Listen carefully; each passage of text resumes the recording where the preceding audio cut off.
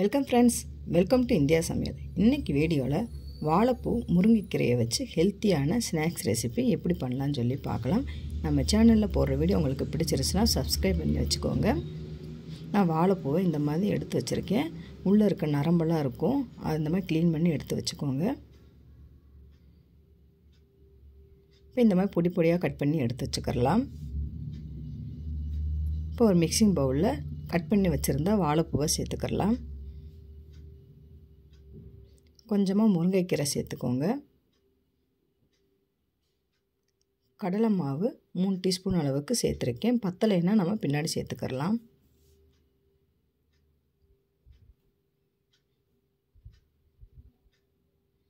மிளகாத்தூள் 1/2 டீஸ்பூன் அளவுக்கு சேர்த்துக்கலாம். 1/4 டீஸ்பூன் மஞ்சத்தூள், 1 டீஸ்பூன் அளவுக்கு அரிசி மாவு சேர்த்துக்கலாம். 1/2 டீஸ்பூன் அளவுக்கு சோம்பு, 2 பூண்டை நல்லா இடித்து சேர்த்துக்கலாம். பெருங்காயத்தூள் 1/4 டீஸ்பூன் அளவுக்கு,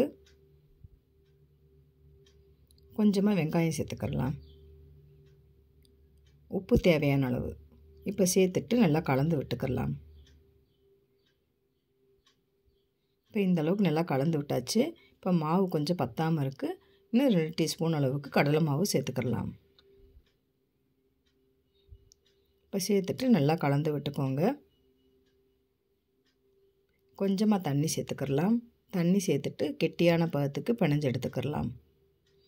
ரொம்பவும் தண்ணி சேர்க்க வேண்டாம். இப்போ பார்த்திங்கன்னா இந்த அளவுக்கு கெட்டியான பதத்துக்கு பிணைஞ்சாச்சு. 1 டீஸ்பூன் அளவுக்கு நெய் சேர்த்துக்கலாம்.